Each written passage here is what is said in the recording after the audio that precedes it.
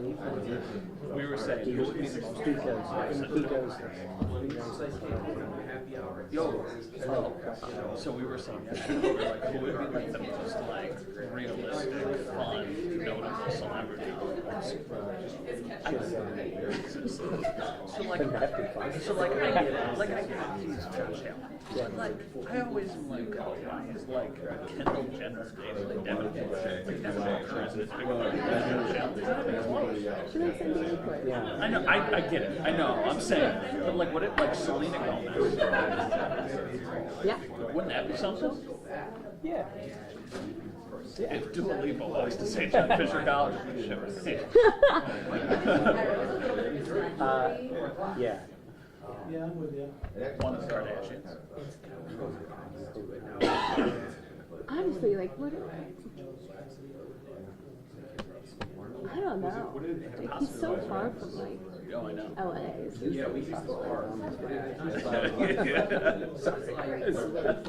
I mean, seriously, maybe they've already been thinking of that. Did you see the video? Have you ever seen like the meme of Kobe and Shaq? The video where it starts at their feet. Someone posted yesterday that video. Yeah. It was like that video.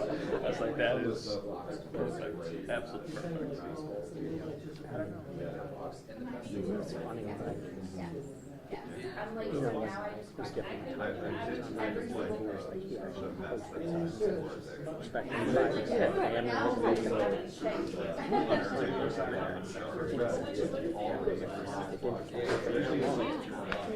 when I say almost like well,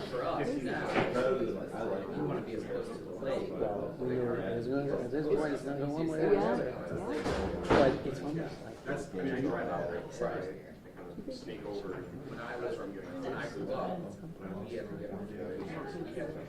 it's just more like because it's in the freaking New York Post. when you describe it, I mean, that is, I had my wife's daughter in college. She's oh my goodness, I'm like, what? And she's given me the play-by-play of all the things she's done. This is what she just said. She's like there. I'm like, okay. Are you very like Instagram with it? Like, do you know like how to see if somebody like watches Oh, your yeah, story and that- stuff? yeah. Okay. So my brother-in-law's friend posted a picture of her at Will, and then like the song "The One That Got Away," and she viewed it yesterday. Yeah. So she's checking literally everything. She's keeping tabs on oh my god. I mean, it is. Oh, that's hilarious. It was, yeah. I mean, it is because, like I said, since Paul's been aware of him.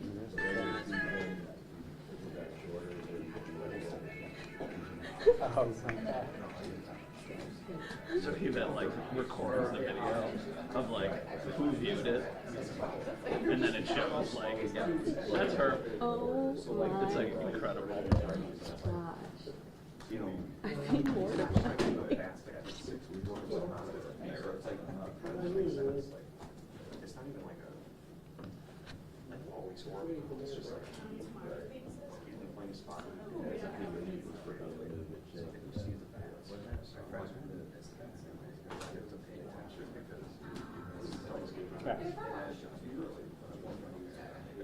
When I was covering the Pirates, one of the guys started dating Vanessa Hudgens. That's awesome. And like, she was there a lot. They just got engaged, actually. He got cut, too. They cut him this year. When they got engaged. Love prevails.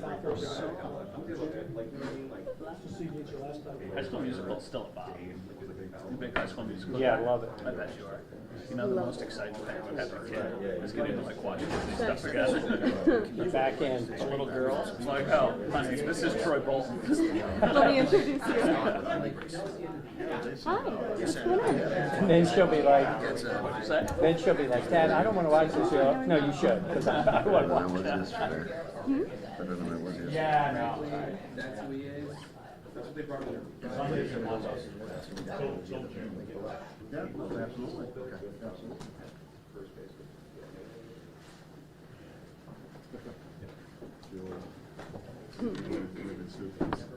Retweeted there. I They're fighting back. Communications.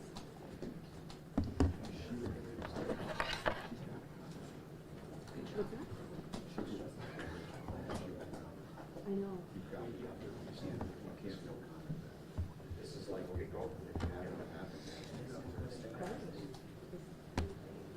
What are you gonna do?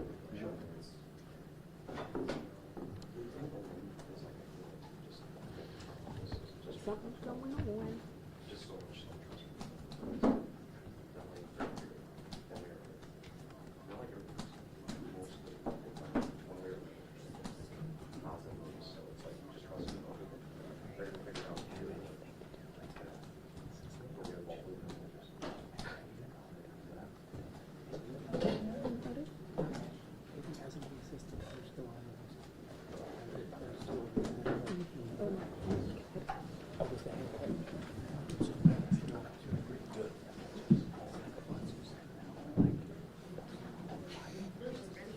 Wasn't ready.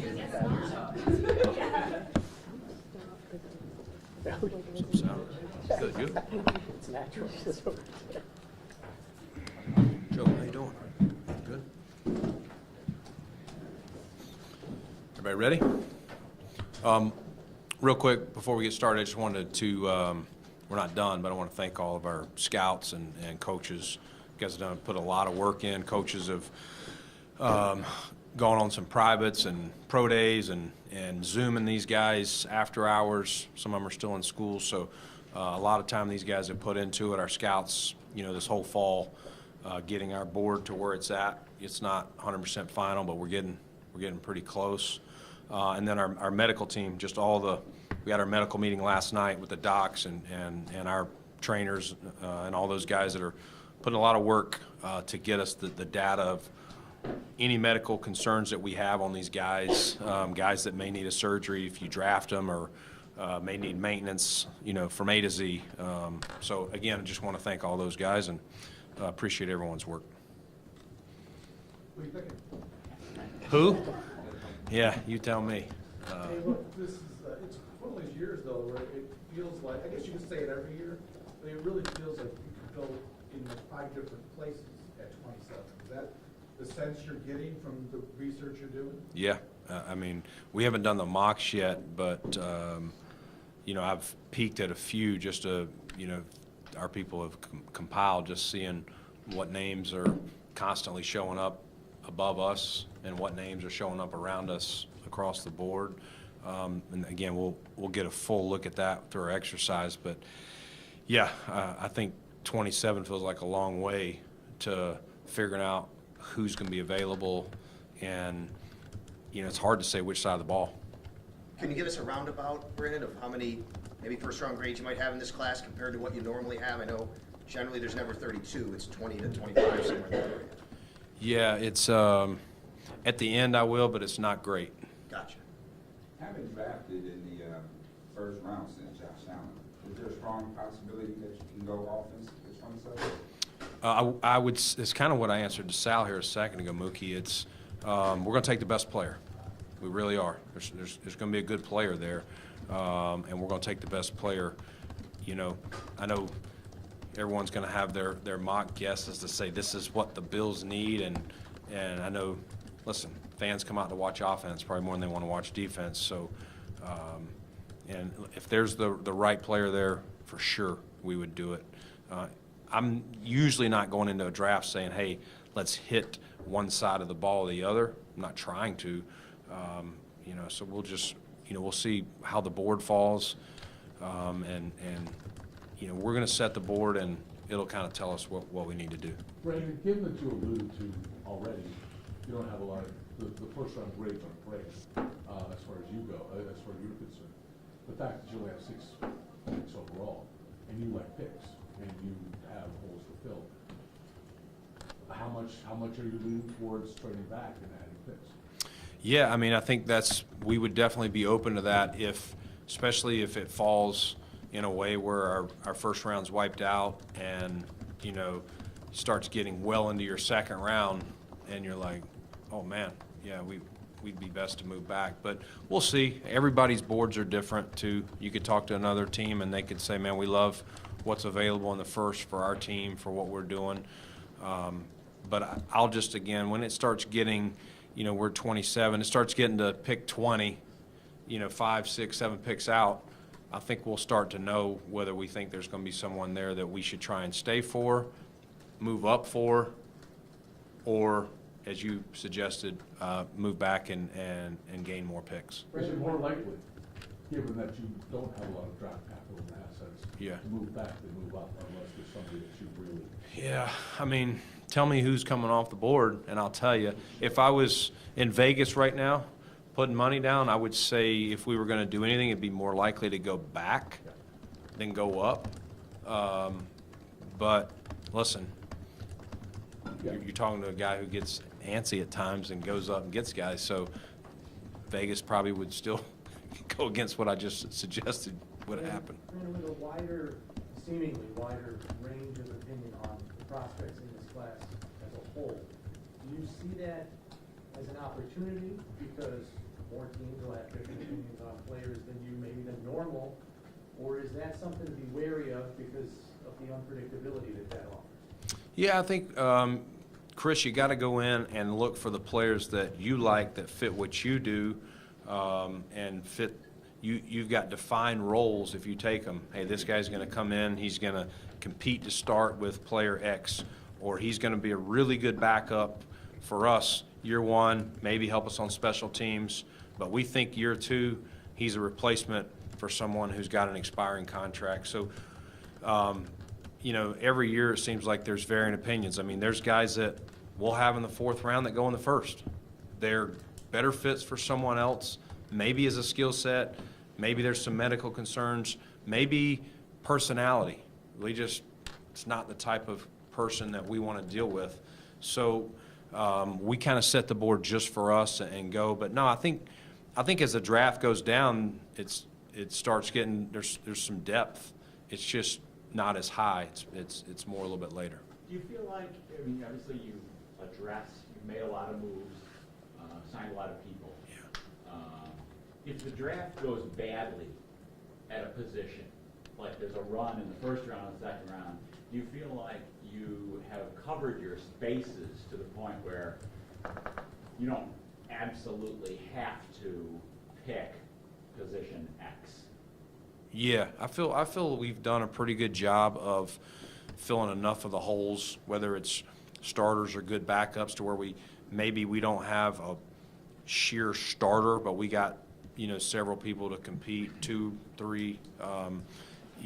Again, is it perfect? No, but I think there's enough guys that we could go line up and play football right now, would be my answer, Mark, and hopefully we'll add some more competition and depth. You talked about, I'm sorry, Brandon, No, you're about picking guys who, and then maybe you project them in year 2 and what they can do. When you have guys that you picked who maybe didn't get as many snaps in the offense or the defense last year, say Bernard or Shakir or whoever it happens to be, when you're trying to project them for this year, how much of that is based on the tape that they actually played, and then maybe conversation with the coaches, looking back at other things where you're saying, this is a young guy going in that year 2 and what we project him into doing this year for you? That's exactly the conversation we have is, what did we see year 1?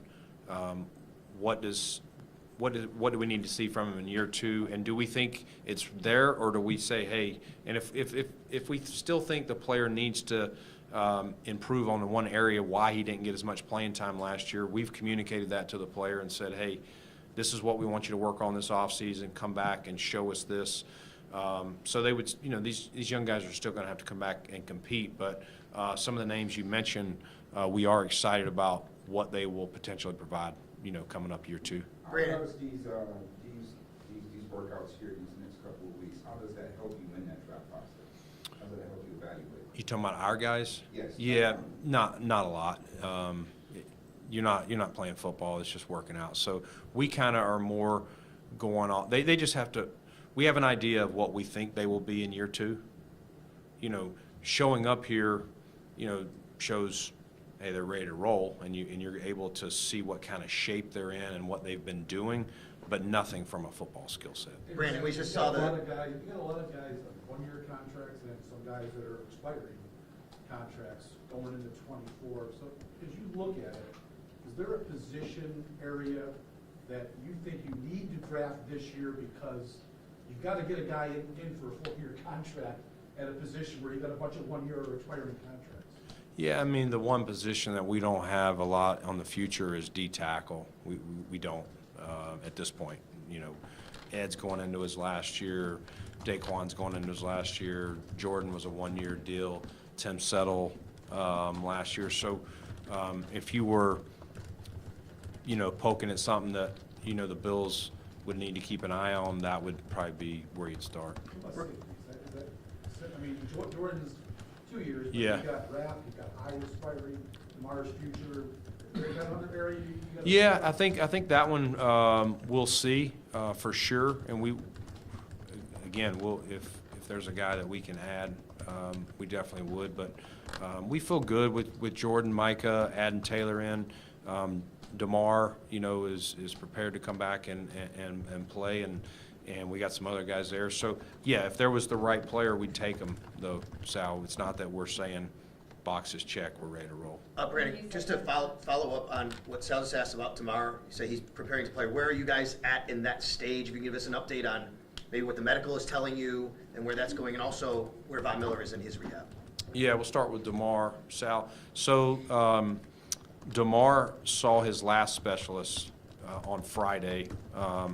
So he saw, when long and short of it, when he left Cincinnati, came here, it was Buffalo General. He saw a couple of specialists here in Buffalo, and then since then he's seen 3 additional specialists, most recently on Friday, and you know they're all in agreement. It's not 2-to-1 or 3-to-1 or anything like that. They're all in lockstep of what this was, and that he is cleared, resumed full activities just like anyone else who was coming back from an injury or whatever. So he's fully cleared, he's here, and he is of the mindset, he's in a great headspace to come back and make his return. And then Von, please.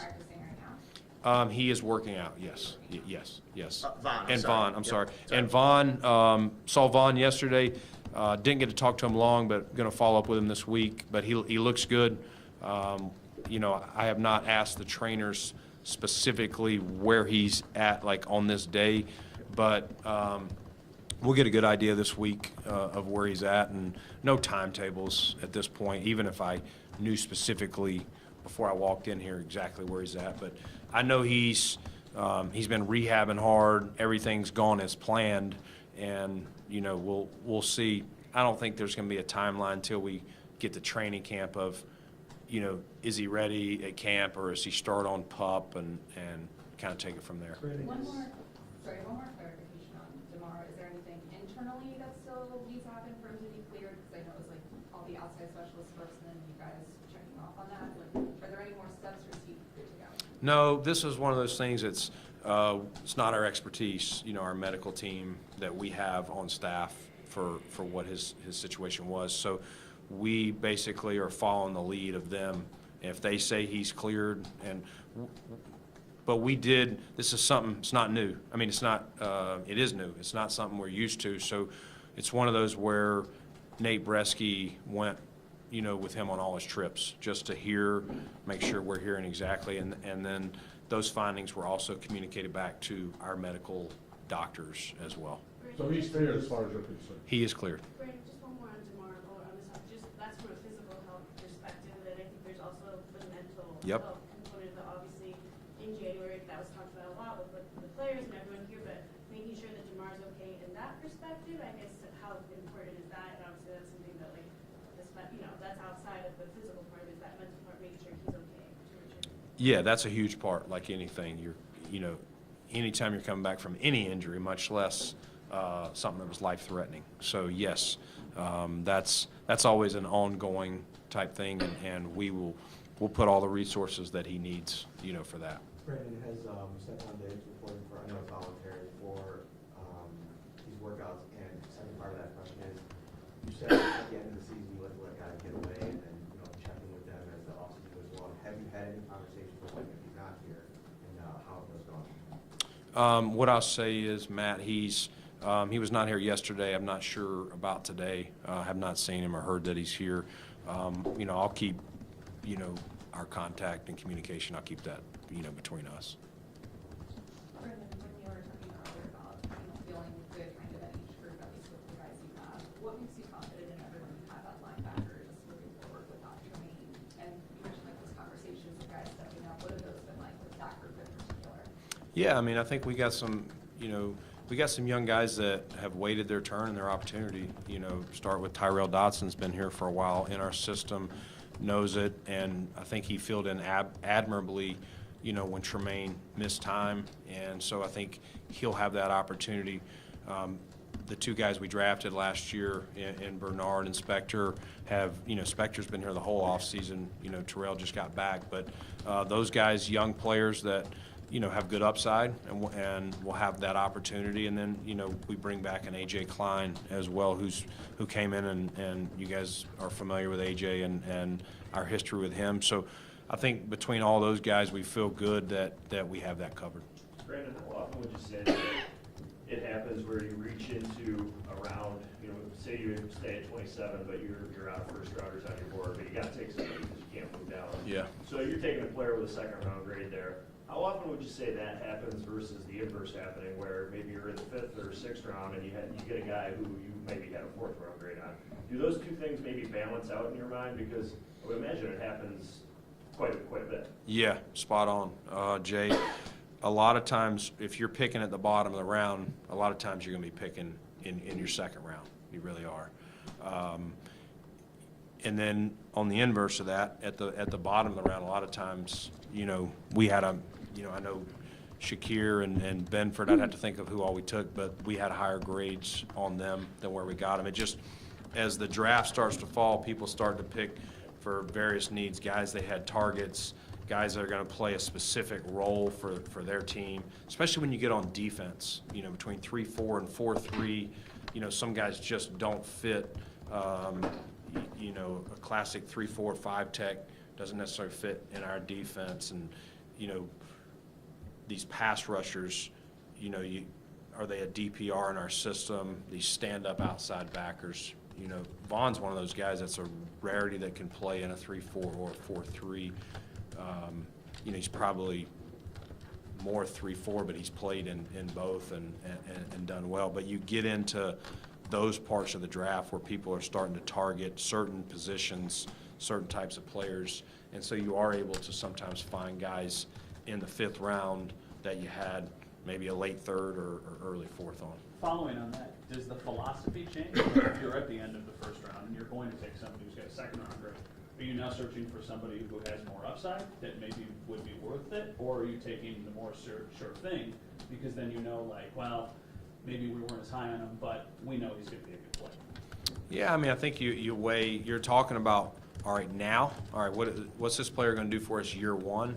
And then you take somebody, you know, a 2nd round player generally is going to be someone who okay, they're not necessarily going to start now, but it's someone you think in time will start hopefully by year 2, you know, if they're healthy and everything's, you know, going as planned. But I think you're just looking at, you're talking about upside, fail factor, like what's the difference? You'd have to give me the 2 players for me to, does that make sense, Matt? But yeah, you're going to look at everything. We've generally weighed that out when we build the board to, is this the guy at the very top of 2, or is he, you know, there can be quite a difference in the top of 2 player versus the bottom of 2. Whereas when you get into rounds 4 and 5, it starts to diminish on the difference between the top of the 4th and the bottom of the 4th. Brandon, when you're talking about the guys that you have right now at linebacker, and you mentioned evaluating them and trying to see how in the future they might develop and fit into the role that you're looking for, is that difficult to do right now with, you know, Dotson, Bernard, and Spector, guys that haven't maybe played a lot of snaps, and trying to figure out what they're going to be like? Is that tough to kind of make those, I guess, maybe guesses or evaluations about a role in the future, which also could then determine how you go in the draft there? Yeah, I mean, you go off of you go off of their time here and their experiences, we obviously have more run-up with Dotson than we do with the guys who are going into year 2. So and he's had more playing opportunities to see what does that look like on a short-term basis. It's probably going from like a relief pitcher in baseball. He's really good for 2 innings, but is he good for 6, 7, 8 innings, to move him to a starting rotation? And I would say that that's something that these guys will all have to prove. It's one thing to come in and fill in start. It's another to, to go play 16, 17 games every week. People are game planning against you, seeing what you do well and what you don't do well, and finding your weaknesses, whether it's in the pass game or the run game. So, yeah, they're all going to have to show that they can do that. But, we're going to try to give them that opportunity. Does having only 6 scheduled draft picks factor into how you have to approach some things? If you say, I really like that guy, but I can't really go up, not because you might not have the capital, because you need more of the draft picks and more guys to contribute to this team. Yeah, I mean, again, I think you got to listen to the board a little bit. I'm going to try to be as patient as possible. To your point, Sal, with only 6 picks, it's a little different than walking in here with 10, right? For sure. So, in an ideal world, we're not doing that. But if there's a guy we've put a lot of work in, and there's a lot of conviction on the personnel staff and the coaching staff. We all have a shared vision. We're sitting here in the 3rd round, and this guy's got a really good 2nd round grade. Then maybe we move up. I think it's easier the further we go down, because it doesn't cost as much capital. If we got nuts in the 1st round and tried to make a big leap, that could really, clean out, a good portion of our picks. You've talked to that point, what are your overall sentiments on trading future picks? I think you weigh it and see what it is. I'm not going to be fired up about trading future ones. Never have done that. Even when we got Josh, it was really important. And so again, the later in the draft, I'd be okay doing that. I feel like we could find a way to get those back, with maybe trading guys at the end of camp, if you're talking about 5th, 6th, 7th round. But, I wouldn't be fired up to trade Thursday or Friday picks like the 1st and 2nd and 3rd. But again, if there's something that could make a huge difference for us, Joe, I'll listen to anything and look at it, and we'll talk about it. But it would have to make a lot of sense. Brandon, you talked about your natural impatience sometimes. Yeah. What's the logistics of the 1st round being one day? And if you trade out of that spot, what's that like in this day where you don't make a pick that day? Yeah. And then is there a benefit of having the overnight, like say you've gained additional picks, to maybe to refocus? I don't know if it adjusts your board at all, because obviously you'll know more, as opposed to the old days where it used to be you'd go right into round number 2. What's that like in that moment if you made that move and moved back? Well, I think if you went back into the 2nd, now you're looking at a minimum of 2 2s. You still got your 2, and now you've probably added 1 higher in the round. You would sit there. The end of the day's over. This year there's 31 picks instead of 32. But so you're going to now let's look at our board, and it does give you some time that you didn't have in the old days when you went the first 3 rounds on day 1. And you're going to start having some conversations. We do these mock drafts.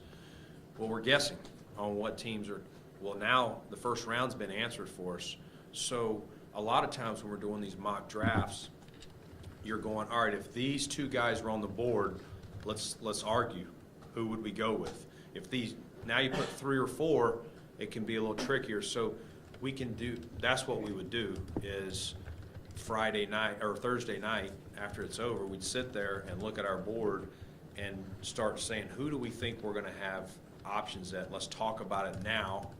And then, listen, maybe we come in Friday morning and we turn the tape on again, and let's just watch them again one more time and make sure that we all see the same thing and that we're all in lockstep. And again, it may involve, a coach or scout or whatever, all of us kind of just really talking it through. So there is clarity, but again, it probably would depend on how far back you'd have to go to know what your scenario would be like. Brandon, have you reached maybe a new phase in your building process? You know, you spent focus 2017 to 20, really building this team out. And now, given your cap, now you're in a place where there are cap concerns and you can't retain some of your guys and you do have a core in place. Is this a new phase, perhaps, of where you are with this team, and what are the challenges that you face now? Yeah, John, I think we've been in it, I feel like, a little bit, you know, really as Josh's number, you know, gets to where those quarterback numbers are, you know, you're really into looking what is the cap looking like now, next year, and the following year for sure. And so we definitely need draft picks on our roster to help us, whether it's backup roles, special teams roles, guys to eventual starters. Maybe they don't walk in, you know, if we have depth at that position. Maybe we're not counting on them this year, but maybe we're saying, hey, we're going to have to let a player walk. We need this guy in 2024 to start. So I think that's where we're at versus in 18, 19, you're drafting Josh and Tremaine and Harrison Phillips and Taron Johnson, all these guys. We had major holes. It wasn't much of a competition to roll out there and say, go play. I think, again, the cap was being fixed, so we knew that was going to be fine. Now we're dealing with the ramifications of paying a quarterback at a top level. Brandon, you mentioned, I think, at the combine about not spending a lot of time or resources on the quarterback class because you've got Josh, and that makes sense. But when you talk about the number of first-rounders that you have graded in this class, are you potentially including those quarterbacks who you may not take, or are they just off your board entirely? No, we give them their value and put them there just in case something crazy happens. We go through the process, not as deep as with Josh's class, but we do go through that process. And, you know, like Joe Brady, you know, met with a decent amount of these guys just to get their mental and understanding. Crazy things happen. We want to be prepared. Okay, there's a guy that we truly gave a first-round grade, and it's the third round, and we're like, man, this guy's pretty good talent. He could be an asset, you know, based on, you know, compared to what else is on the board. So we do the process, and yes, we do have, you know, multiple quarterbacks with first-round grades. Considering, Brandon, where some of the wide receiver numbers have gone, would you like to be able to maybe have some cost certainty with Gabe if you could get it done before the season, before the final year of his deal, or is that just tough, just knowing, you know, you just don't know if the business can happen? Yeah, I mean, I think we'll you know, right now, Sal, the focus is on the draft, and then just kind of getting through there. You know, Gabe's going into year 4.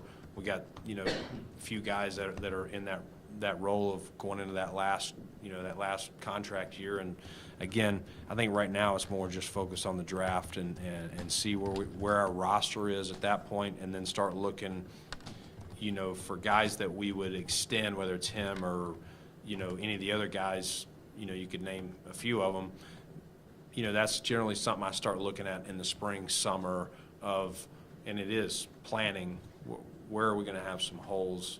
Where do we need to add, you know, a longer term plan if we can financially, you know, make it work. All that would have to happen. Brandon, one more just from being at the hospital with him and his family during those few days right after seeing where he is now, what has this been like for you emotionally, seeing where he's at now?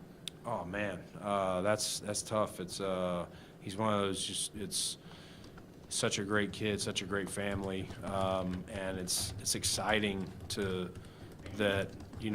go from a guy who was fighting for his life to is now, you know, his story hasn't been written. You know, now it's about the comeback, and so to see that he, you know, it was all about his health. And it's always going to be about his health, but to truly, you know, however many months later be talking about he's been fully cleared is pretty remarkable. And, you know, I'm excited for him and his family at where they are in this journey.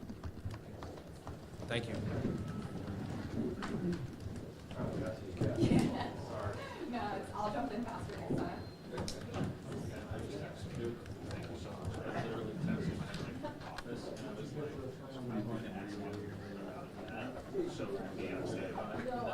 What do you think? We can see what we can. Literally texted me all that state. Oh, I just saw that.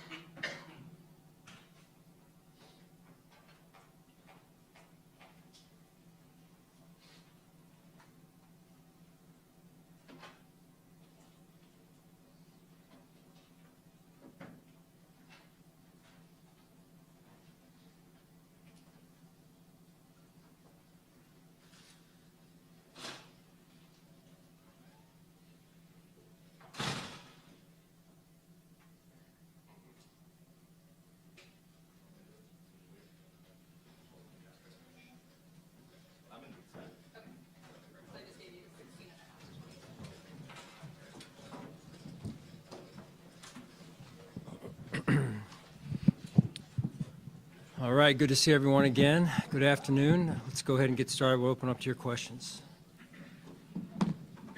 Sal? Can you give us, Brandon, just kind of confirm that DeMar's in the building? Yep. Just give us your take on his recruitment powers, I guess, and all that. Yeah, I mean, it's. I think Brandon mentioned it. We're super excited for DeMar. You know, he's moving forward one step at a time here. He's been cleared from a physical standpoint, and we'll provide all the mental help we can from a mind, body, and spirit standpoint. So just happy for him that he's been able to check some of those boxes to this point, and we're moving forward, but taking it one day at a time. Your team went through so many things at the end of last season. Obviously, that was, you know, the most notable. To get from that moment to this moment, what is it like just for you to see how the group rallied and to now see him back with his teammates? Yeah, I mean, it was a unique situation, and it remains a unique situation. You know, I think it's in a lot of ways you think back to those moments that you watch that we'll remember forever. Watch people come together. The power of when people come together, what happens. Since then, there's been unfortunately other situations like that that have come up. I think one on a golf course that I saw in a public event, where, you know, people took proper action, maybe because of what unfolded and how they saw things unfold on that field with DeMar. You know, it serves in some ways as a great educator for a lot of us in a lot of areas. So, but it's something that we'll always remember, and super just thankful that he's in the spot that he's in today. Sean, I'm just interested in like the mechanics of your job, thinking now if you're going to be calling defensive plays and how that starts now, even maybe going back. Like, have you kind of had to think a little bit differently even this time period, going back, reviewing some things you've done in the past when you were coordinator and calling plays?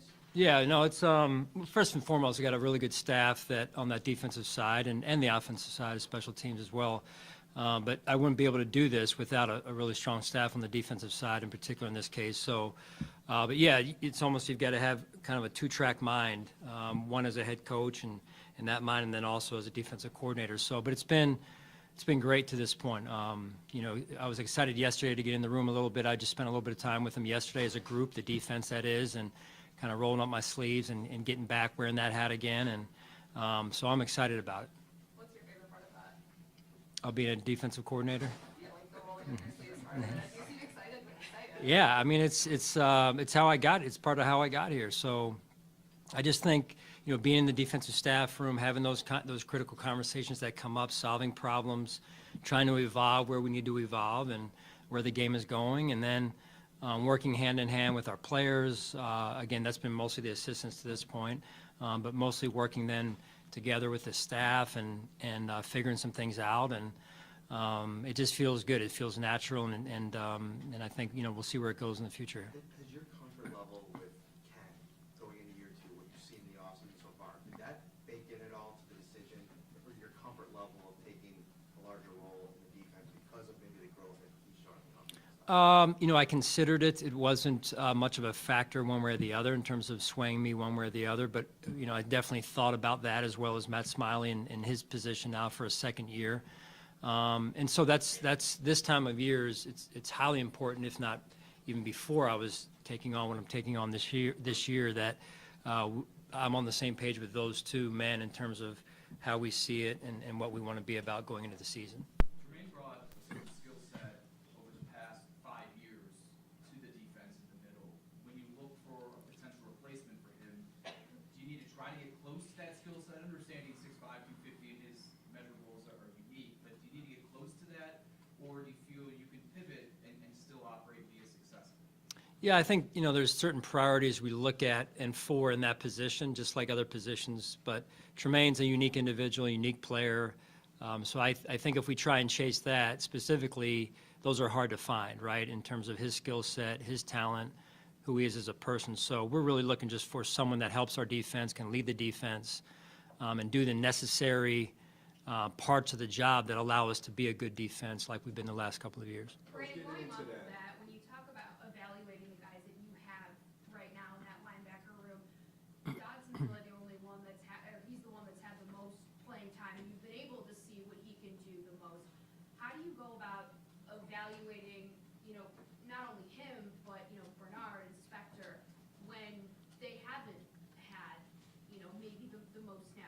the Yeah. meantime, trying to kind of figure out how they might pan out in the future when it comes to their development, because that could affect what you do in the draft. Right. No, it's a fair point. There's some unprovenness, I guess, or lack of experience in that room to some extent at that position. But I think that's also exciting. It presents an opportunity for someone to step in and show us what they've got. TB did get some valuable snaps last year, albeit not a ton on defense, that is. But I'm excited about that, and I think those guys are as well. We're going to give them a chance to come in and show us what they've got. We know T-Dot a little bit more, as you mentioned, so we'll be aligned in terms of what we're looking for, and they have total clarity on what's expected in the job, and I think that'll start as it started yesterday, and so I think that presents an opportunity for someone to step in and show us what they've got. Now, Tremaine was basically a play caller, on your defense. So, which one of those guys are you looking forward to in reference to being that play caller? Well, I mean, it's when you take on when you wear that hat, that middle linebacker position, there's a lot that goes with it. As you mentioned, not necessarily play calling, but more checking the defense, communication, and all that goes with it. So leadership on and off the field. So I think that's, as we talk about priorities, some of those rank higher than others. John, can you give us a rough estimate, percentage-wise, how many guys are here? Not exact number, but. I think we've got, I don't know, I'll say 90%, roughly. Yeah, it's been great. I'm very appreciative of the attendance, the guys coming here, and they were excited to get back. I think that says a lot about who they are and what we've done and the culture we've built, but also them understanding that there's work to be done, and it's hard to do it when you're not here, right? It's hard to build a team when you're not here, and it's really great to see guys coming back, building those relationships, deepening those relationships, and in some cases with new players, getting to know one another, and I think that's a big part of what we try to accomplish this time of year. Sean, in terms of training camp, is there any additional updates? I have no further update this time. Coach, how much creativity do you put into these phase one type of workouts? Well, I think our strength coaches do a great job. They really do, with trying to keep things fresh from year to year. We try and keep things fresh and new in some ways, but there's always the pillars and the cornerstones of what we do and why we do it that we believe in that won't change. So, but our strength coaches, Eric Ciano, Hal Luther, and the group do a great job. You talk about what are your challenges now as you transition? Back in, you were laying the foundation in 2017, really with all these new guys that came in with Josh and Tremaine. What's the challenges now as you transition to some of that core leaving in Tremaine and bringing new guys in and where you're at in this team development now, six years in? Well, I mean, I think the biggest thing is you can't assume, and this is true every year, you can't assume that everyone's just going to start at the third level. We got to start over again. That's with teaching fundamentals, technique, even guys being in the cafeteria for the first time. So, and navigating the building. So some of this is new for some guys, some of it's not. But as was mentioned earlier, keeping things fresh is important. But I think really the key is trying to sustain success, and you do that by starting over in a lot of ways. Is sustaining success a little bit more difficult at this point where you have salary cap concerns and you can't bring the guys back? You have, and you are replacing some of your core guys? Yeah, I mean, it's a challenge. We've lost guys before, though, and I think that's where if you're doing things right, if you're drafting well and developing, and that's the important piece. We're a week or so away from the draft, and I know I'm sure Brandon's conversations were around the draft and what needs are going to be addressed and all that type of stuff those questions you guys have. So, but drafting well is huge. We've got to draft well, and we have to develop those players that we draft, and they have to produce. And that's an important piece of sustaining success. Hey, Sean, have you Keekly's brain about working with Jack Campbell at all? No, I haven't. Trying to talk about players going into year two with Ken, also as a coordinator, going year number two. What have you seen of him as far as growth and just your talks with him this offseason and where the next step can be for him as well? Yeah, I mean, I remember, years ago when I went from year 1 to year 2 as a coordinator. The coordinator job is expansive. It's a lot in one season. So, I thought, like I've told you since the season, I thought Ken did a good job in a lot of areas. And the great part I love about Kenny was, he's really embraces that growth mindset in the off season of just sitting down. Hey, let's assess. And he assessed himself and then the staff and what they did offensively. And hey, this is where we were good. This is where we need to improve. And then more importantly, how and what he wants it to look like and what we want it to look like moving forward. So I've been very happy with what Ken's done this off season. Coach, what position at this year's combine intrigued you the most in reference to the measurables? I don't really get too far into measurables, nor do I get too far into the combine, to be honest with you. I'd rather watch film and see what's done on grass and on the football field. So, I think that's for you guys to get intrigued by measurables and who jumps and who runs fast. I just want football players that can play the game. Like that guy over there, right? Yeah, no, yeah, no, you, huh? Get him a pair of cleats. Saw a video of Von Miller out there without a knee brace. Is that a positive sign, the lack of a brace at this point? And how would you overall measure his physical and mental progress here? Yeah, Von's great. It's great to see him back in here, and I know he's been working hard. And I'm not a doctor, so I don't know what not having a brace on means or doesn't mean. I just know he's in a good spot, and we'll see where it goes. With COVID, we've got more fifth-year guys in the draft than maybe 10 years ago, and some six-year guys. I mean, so some of these guys have played literally 3,000 snaps, 2,200 snaps. I mean, if you've got 2,200 snaps on a guy, does that make the combine less, what his vertical jump is, less important? I love your analytical mind, Mark. Yeah, I mean, you get the bigger the sample size, the better the chance to have a truer evaluation of who the person is, who the player is. So yeah, I would say that certainly helps. How involved do your assistants get, Sean, with the pre-draft process? When does it get to them, and just what does that look like? Yeah, so how we shape it, and really, it comes down from Brandon. He leads it, and every organization is different in how they do it. But our coaches are involved from a standpoint of they'll go to campus workouts. They naturally are at the combine. Not as many people are going to the combine with their staffs anymore either. And then we'll come back, and we just went through it about a week ago where they were asked their opinion on their position and the players that they looked at. And then we'll kind of, Brandon and I will circle up somewhere over the next week and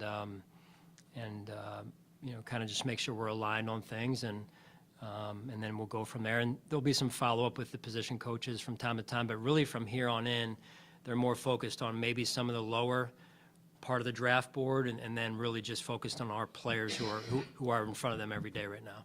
Hey, Sean, I thought you were one of those guys with a stopwatch on those 3-cone drills. You're not down there doing that? No. Look, joking aside, areas of the team that, as you go into this draft, again, you're not going to tell us who you're picking, but what are you looking at as an area that you do need to augment with a younger guy that you're going to have under contract for 4 years on a rookie deal? Is there a specific area that you really need to, tune up a little bit? Yeah, I think every position we could use that, right? A young guy that's very talented, smart, has instincts, 3-cone, runs a good 3-cone. We put him at every position. One of them at every position would be good. No, it's really, I mean, I could sit here and we could go back and forth and have a 2-hour conversation on, hey, best player available and need and all that type of stuff. And at the end of the day, I'm always interested to see how those press conferences come out either before the draft or after the draft, and what's real and what isn't at the end of the day. And best player available. Well, of course, he's the best player available. So. Talk about 3 guys, not new guys, older guys that's been here just as long as you have. Tre'Davious White, Jordan Poyer, Micah Hyde. How instrumental has those guys been, with you through this journey? Yeah, they're as old as I am. Those 2 safeties you mentioned, just a couple of years away maybe. I'm going to hear about that tomorrow probably. But no, it's with those three. You know, again, I remember our first season here, free agency, then the draft, and you know, you look back and to be able to pick up players like those three, among others, that are still with us, I think that says a lot about why we've been able to sustain some of the success we have, because of their leadership, the way they've handled themselves on and off the field. I know Trey and Mike and Jordan, you know, all three were missed some time last year, but really around that or before that, beyond that, they haven't missed much time. And so when some of your better players are your harder workers, I think that says a lot in terms of sending a message to the locker room of what we're all about. Sean, what did you make of Spencer Brown's second season, and what have you seen from him in the season leading up to? Yeah, I think last year really there was some highs and lows, and there's always going to be highs and lows, some ups and downs. I thought it was really a learning experience for Spencer. You know, he saw a lot of time, you know, and then didn't really have the off season that he wanted to have because of the back surgery a year ago. So I think that the key right now is what he's doing right now in terms of looking ahead for the vision he has for himself this season. And by all accounts, he's been working really hard over the course of the last couple of months, and I'm excited to see what he's going to do this year. Do you feel comfortable with what you saw from him on the field last year to project forward to 2023? Well, I think again, I don't think it's maybe a fair sample because of he didn't really have an off season. I thought he did some really good things during the year, and I think he took a step up. It's just a matter of what's next, right? What's next, and he knows. You know, we've got to find more consistency, and I think he's set that as one of his goals, and I'm excited to see him move forward and continue to improve, because I think it's in there. I really do. Can you talk a lot about last year, like how important you think that off season is between a rookie year going into that second year for those guys coming back, like that year, getting those guys back in the building, just being around them now? What has do you think they've taken advantage of that off season? I know it's early. Yeah. But have you seen those rookie guys now coming back like that year? Yeah, you know, they've all been, to me, the word is conscientious about how they handled that the last couple of months when they were away. It seems like they've worked, some maybe a little bit more than others, but I think there's been work that's been put in, which is good, which is a good step in the right direction. So now it's how do we ramp them up from here now that they're under our watch as much as possible. So, but I think to this point, early returns are that they've put in some work since they've been away. I know a lot of times guys can go into the last year of the deal, their deal, it can weigh on them, as we've discussed before. How have you seen Gabe kind of handle this offseason, going to last year of his contract, now here 3 years, and what he's done for you so far? Yeah, I mean, Gabe's you know, his job descriptions run the gamut, you know, since he's been here. The first year kind of came in and probably did more than maybe some people expected, especially outside the building in terms of how he produced in his first year. Second year, we bring in Emmanuel.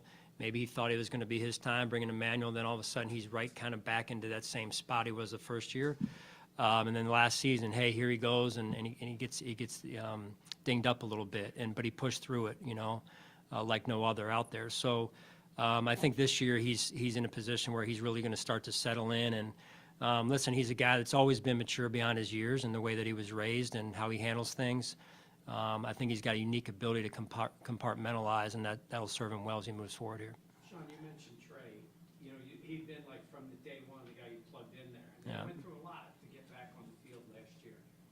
What do you need? You know, we always talk about like Trey being Trey and feeling like he was back to that. Yeah. Do you think this offseason and then getting back, you feel like you're going to see that again out of him?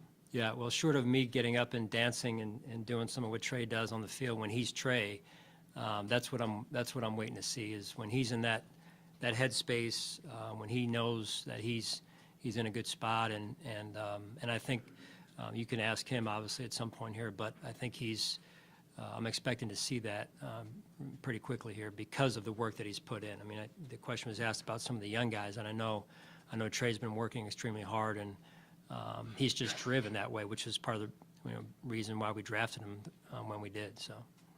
Coach, you got a first running back. What's the plan to make sure these backs kind of complement each other?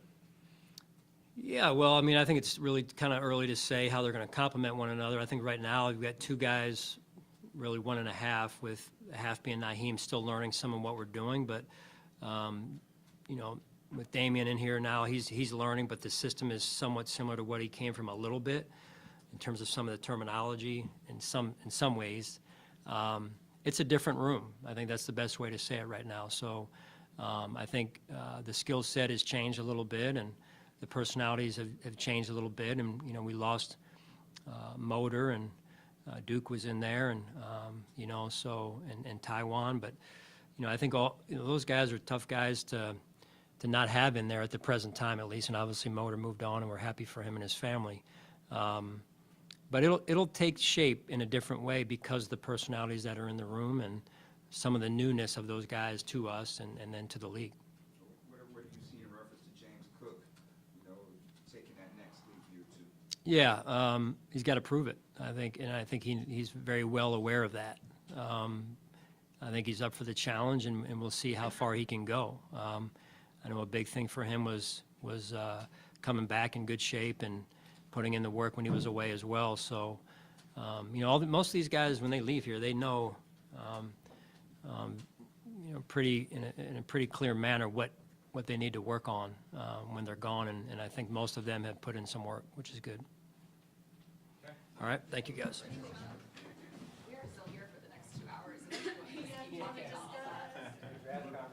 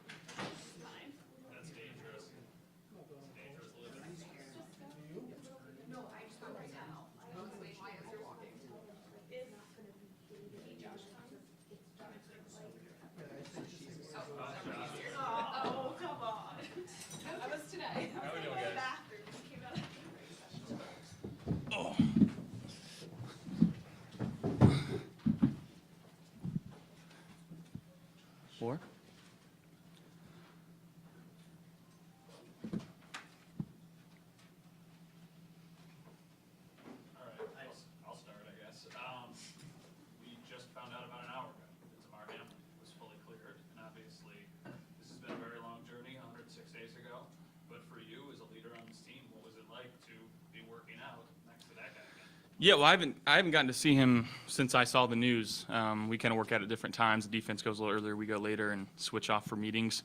So I haven't been able to give him a big old hug yet, but it's been good to see him in the building. You know, right when this thing happened, that was his mindset from the very start. Was I'm going to play again, and you know, you're never going to doubt a guy like that who's had a lot of adversity in his life, and he's continued to find ways. And this is just another obstacle that he's been able to get around and push forward. And super excited for him, super excited for our team.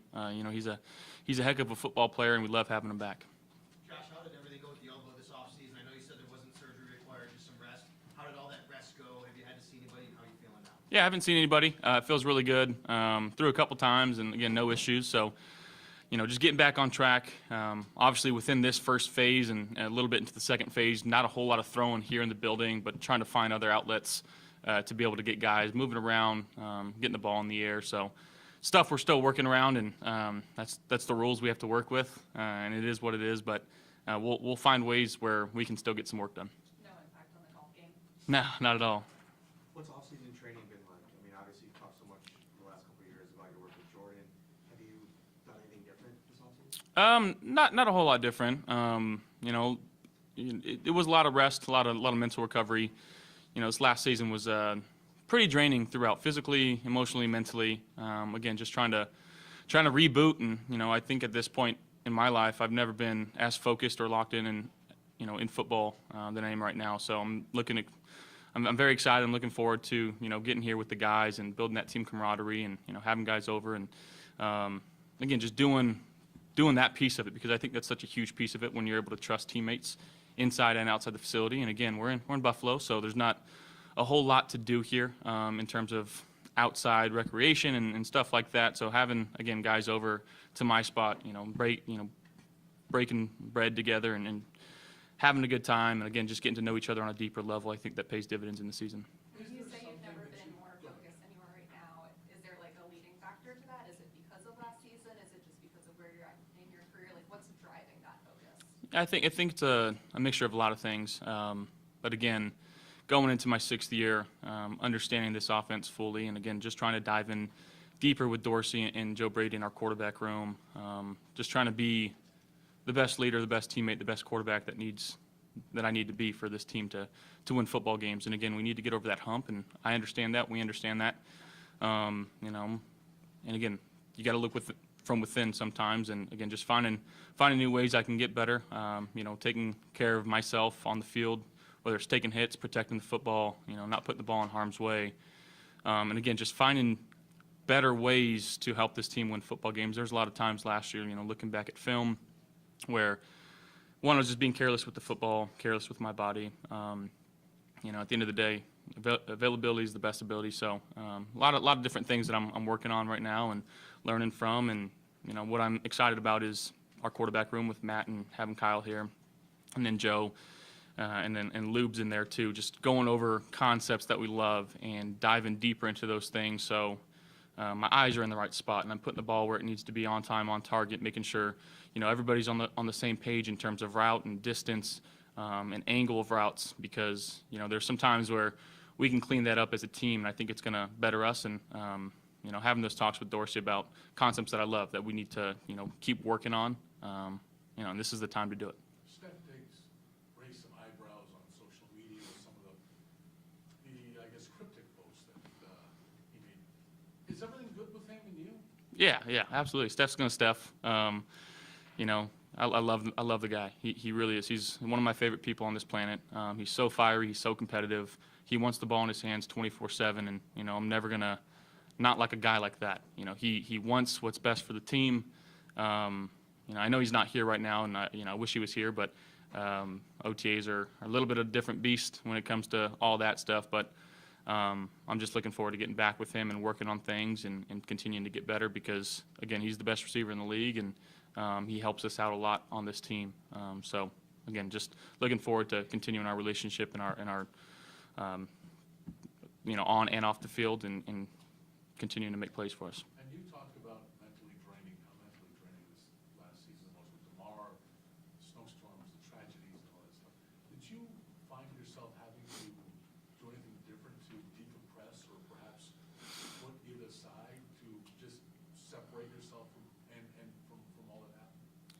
It was kind of learn as you go.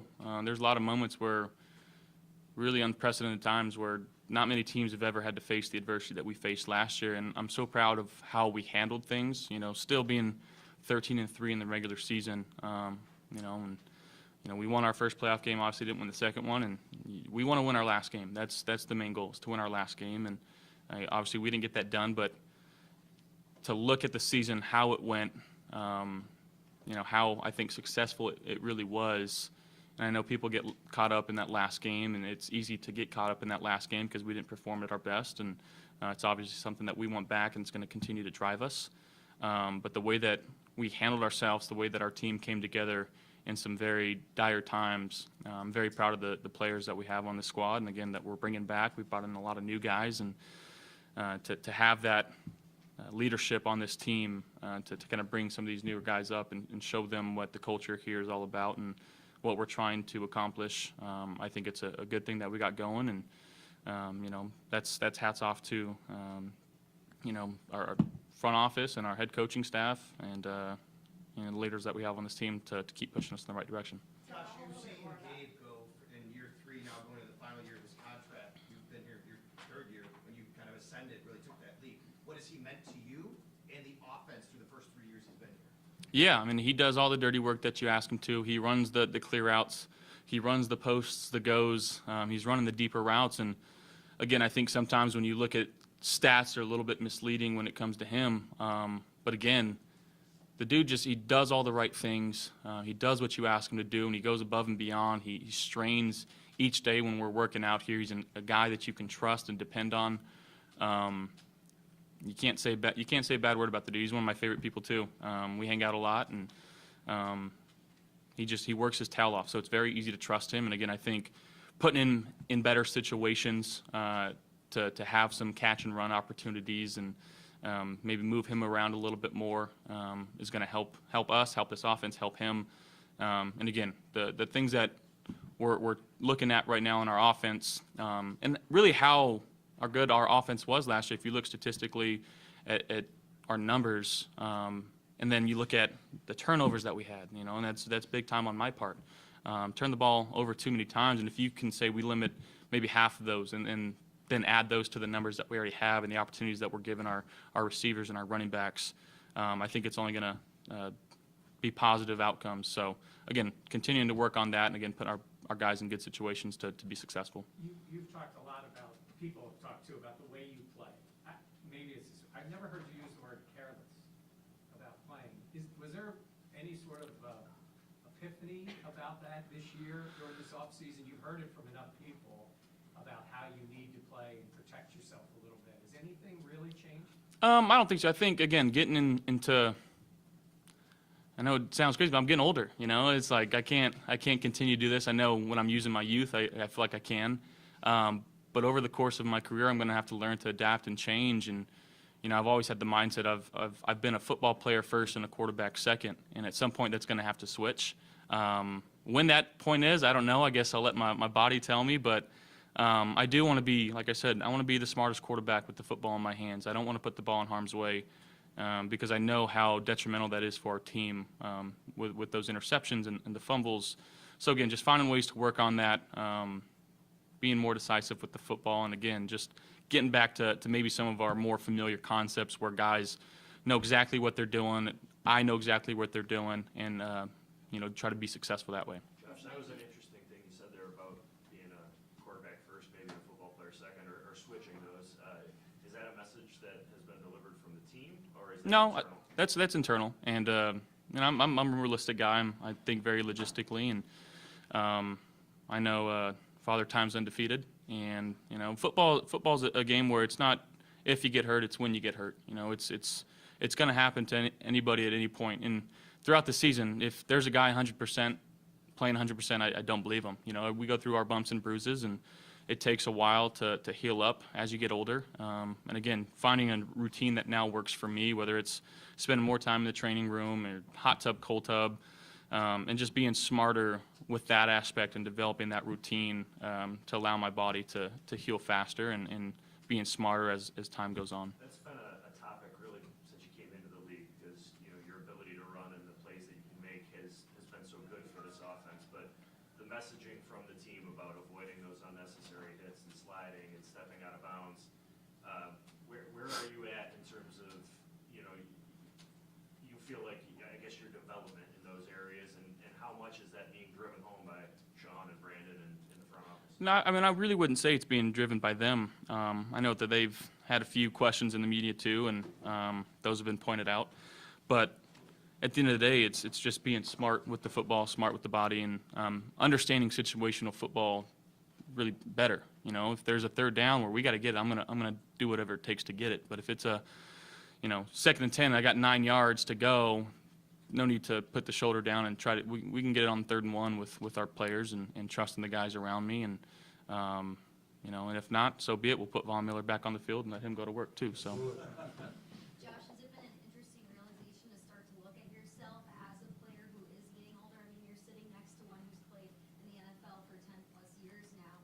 Is that something that you've started to do this offseason with how you take care of your body and go through an offseason? I mean, a little bit. I think, again, it happens quick. You know, I'm going into my 6th year. It doesn't feel like it's been that long, and again, I feel like I'm learning something new each and every year, and again, just leaning on some of the older vets that I've been around, and learning how kind of they do it and how to, because you know, there's a lot of ways to skin a cat, but there's really one way to be successful, and it's doing it the right way. And again, just trying to find what the right way is for me. Is it hard to believe that you're going into your 6th season already? Absolutely, yeah. I feel like I was sitting here, you know, my first press conference coming in on that Friday after the draft, talking to you guys. So it happens quick. I guess we're belaboring this point now, but I mean, don't you think you've really reduced hits you take near the sideline, like, you know, hanging on just too long, and like you cut all those like way down last year, you know, before last year. Don't you think that's one area where you kind of improved a lot? I think so. But again, there's some times last year where it's like I'm in the open field. I don't need an extra 2 yards. Get down, slide, and fight another down. And again, it's worked to this point, but I understand that there's going to be a time where it's not going to work so well. So, and those guys are licking their chops on the defensive side to go hit a quarterback too. So not giving them opportunities to go do that too often. Josh, how intently do you watch the draft? What's the communication like between Dean and Sean? And just like, what is that like for you? You know, I'm telling them to trade up to number 1, go get a guy, and it is what it is. You know, that Bean gets paid the big bucks to do what he does, and I know Coach McDermott has a lot of say in it too. But I do watch it. I do enjoy it because I remember being that guy and seeing, you know, the joy on players' faces and having their dreams be, you know, coming true. And whoever we draft, whatever he is, and we're excited to welcome those players into our team with open arms, and again, with our leadership, trying to guide them and bring them on board and get them going as fast as possible. Did you enjoy the Masters, and hopefully you weren't very close to that tree when it fell? I was not close, yeah. But yes, it's the greatest sporting event in the world. It's so fun. There's no phones out there, so hanging out, just you know, being around people and being able to talk to people, and just watch some good golf too. Follow around some guys. Followed Keith Mitchell around. That's my guy. So yeah, had a good time. You going over to the PGA in Rochester? You said what? You going over to the PGA at Oak Hill? Oh yeah, I'll be there. Oh yeah, Vaughn's gonna be there too. Come on now. How's your game coming along this offseason? It's coming along all right. I've got quite a few rounds in. I feel pretty good about it. And golf's tough though. You can go out one day and feel like you're on top of the world, and the next day you go out, it's like I throw my clubs away and need all new stuff, or maybe I don't even want to play this game anymore. So, but I love it. It's a way for me to get out there and, you know, just put the phone away and be in nature and be around my friends and just hang out for 4 hours and play some golf at some really cool spots. He's being modest. The guy shot 79. The guy shot 79 with ease. Go ahead, tell him, man. Nah. Tell him, Josh. Next question, please. Where? Cragburn. Yeah. Thanks, everybody. That it? All right, thank you guys.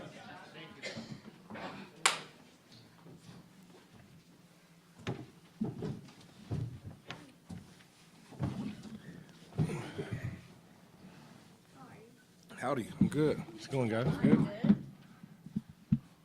Feels good to be back in Buffalo. Weather's still crazy, but you know, like I've said 50 million times, in this facility, it's always sunny. The type of people that we have, the type of environment that we set up here with the Buffalo Bills, it doesn't matter if it's 90 degrees outside or 5 degrees outside. We have a very enjoyable environment to work in, enjoyable place to come to work, and we got great people here, so it's a great mixture for a great organization. Josh was just talking a lot about his mindset, how refocused and after a draining season. Where's your mindset at going through what you've done this offseason and where you're at? This is my life, you know. This is Josh. What, 6 years? I'm going on year 13. You know, 34 years old. I've spent a third of my life playing football. I've just become comfortable with the type of year that football is. It just felt like we was just in Arizona for a Super Bowl, you know, and we were right back here at OTAs, and I just try to always be in the present, in the now, whether that's OTAs, training camp, season. I think when you get up there in age, you just start to find the beauty in the little things. So being able to come up here, being a way to get away from the kids and come up here and, you know, be with my guys and, you know, be back in this type of environment is super cool for me. How has it been with the kids? It's been great. It's been great. You know, they're two totally different beings, but they my boys, and I love them to death. Val is starting to run now, so it gets kind of scary sometimes when he just takes off. And you know, Vic he's starting to open his eyes and walk around. I mean, not walk around, but open his eyes and track you and stuff too. So it's super cool. It's super cool to see their interaction with each other too. It's like they already know that they're brothers, and you know, it's super cool for me as a dad.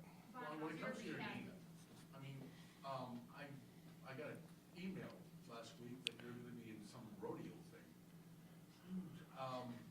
next week, and filming something, aren't you? I guess, you know, my assistant, she just tell me what I got today. I try to put all my focus on being the best father and football player I could be. But my assistant, she is great. Marnie Colbert is super great, and she just tells me what I have. So that's next week. Yeah. So I haven't got my next week's schedule yet. I just take it week by week. You're gonna be testing out your knee, and Yeah, but you're doing pretty well if you're Yeah, but my knee's good. I feel like for me being able to golf, I started golfing probably midway through March. So being able to golf for about a month now, it feels like it's downhill for me. You know, being able to, you know, walk around normally, go up and down stairs, walk around the golf course, and I really just think about it. I was walking and doing stuff before, but still, you know, subconsciously you're thinking like, okay, I got to make sure my gait is right and got to make sure I'm not favoring it. Now you just get up and walk. Now just get on the golf course, swing, and just walk around. So I feel like everything now is just downhill from here. The guys that I've been working out with in Dallas, I really don't have much to do. I'm 34 years old. I play golf, I kick it with my kids, and I go to rehab. So if I'm working out in the morning and I rehab at night every single day. So I really maximize my day with trying to get back as fast as possible. Is there anything you can take from the first time you went through a serious knee injury like this, where like you went through the rehab, you've done it before, you know what it's like? Is there anything like lessons learned or things you remember from that first time? I guess, you know, before it was a lot of uncertainty. Like, you know, I would look down at my leg and be like, how am I going to be a football player again? And now I just know, like, it's just part of the process. So I guess the second time around is, you know, I guess the second time around, I'm not stressing over it as much. You know, I just go out there and I just try to lift as much as I can, rehab as much as I can. And I know when you put the work in, you'll get the results. And sitting here at month 4, you know, I feel great. I haven't, you know, started doing football stuff and rip moves and all of that stuff, but I feel great, and I feel positive that I'll be ready to go early in the season for sure. On that note, how does it work with communication between you and medical and coaches? You're going to want to play. You're competitive, that's what you want to do, but you've also gone through this. Yeah. Do you have to be protected from yourself a little bit here to kind of rely on the medical too as well? Man, I trust these guys. I trust these guys here with everything, man. And I think when I got here, you know, I was they talked to me about a pitch count last year in the season. It worked out great. You know, I had 8.5 sacks through 9 games, and you know, everything worked out great before I got injured. So, you know, I just, especially now knowing Brandon Beane for another year, and knowing, Coach McDermott and Coach Washington for another year, and especially, Nate Bresky and the medical team, man, whatever they need me to do, man, I'm gonna do it, and I'm gonna be ready to go when I'm ready to go, and, my job is to come in here and really build their trust up and let them see me move and let them see me work to, really be confident and let me go out there and play. What were your impressions of defensive coordinator Sean yesterday? I was great. I mean, I was at Denver Broncos with Coach Fangio. So, Coach Fangio was the head coach and the defensive coordinator. So it's not foreign to me. It's not, it's not anything new to me. I know exactly how to look and how to be. So I'm excited. It's not like Coach McDermott was away from the defense last year either. He would come in and he would, give his tips and, kind of coach us up at certain points of the week. He did that last year too. So now it's just him there full time whenever we have our defensive meeting. So fully confident in Coach McDermott. He earned his reputation off of having great defenses and building a great defensive team. So I'm super excited to have him in there full time. What does GM Vaughn think of the 27th pick, and have you been studying this draft class, more than most players? My take would be draft the best player available. It's not like of course we're gonna get picked off some of the guys that we really want, but in my opinion would be just draft the best player available. It doesn't matter if it's a guard, receiver, defensive end, quarterback, or whoever. Like I'm a big fan of just drafting the best player available, and over time you will build a team. Especially an organization that we have here. We got great coaches, so you put great players here, and over time we'll have a great team. We already got a great team, but this will ensure we can keep a great team. Have you talked your way into the draft room with Brandon for this year? Oh yeah, I mean I try to poke around. I try to, it's my day now. It's always something for me to do. It's always something for me to do. I have no time to just sit in my beanbag by my locker. It's always something I could be doing. So when I'm working out in the defensive room or in the linebacker room, I'm trying to be the best football player I can be. When I'm in the training room, I'm trying to get back and trying to rehab my knee back. Cafeteria, I eat, and then if I have perceived free time, I just try to pop in and see what the guys are doing. I'm not a big, I just want to be around and I just want to see and witness what's going on. I don't want it to be like volunteer or anything like that. I just want to sneak in, be in the back, and just observe and see what's going on. I don't want it to be, anything big or huge. I just want to be around so I can continue to develop the skills that I need to be a great GM. On draft night, would you want to be in there to see what they're doing? No, I'm going home, man. I'm going home. But I especially with Brandon Beane, like the communication is great. I could text him, I can ask him a question, and he'll answer it right then and there, and then give me other stuff to think about.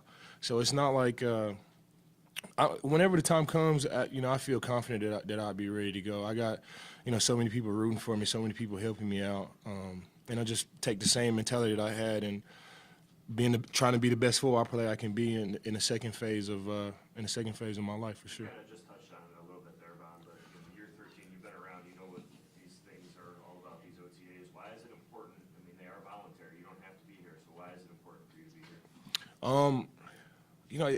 The thing with football teams is you have to be present, and you got to go out there and work.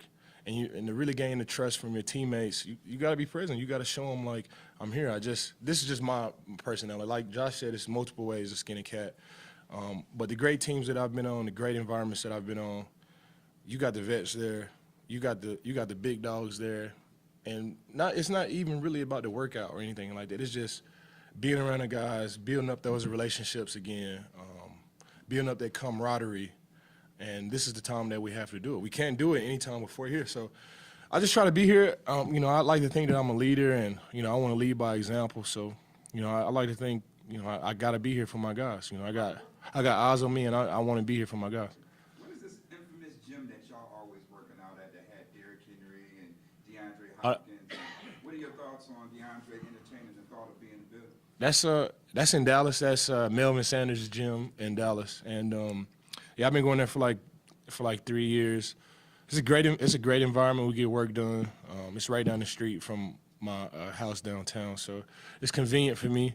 And yeah, he got a lot of guys coming in there. I talk to Hop all the time, and you know, it's kind of like the same thing with OBJ. You just never know until you know. So Hop said he wanted to be a Buffalo Bill, and you just never know until you get, you know, that DeAndre Hopkins signature on the contract. So I'm not sure what, you know, circumstances are, or you know, what's going on with that, but I would love to see, you know, DeAndre Hopkins be here, and I would love to, you know, have his skill set on our offense with Josh Allen and Stephon Diggs and Dawson Knox and Gabe Davis. Like, you know, how could we lose with those guys? What would it been like to see DeMar back in the building and to hear that he's been fully cleared?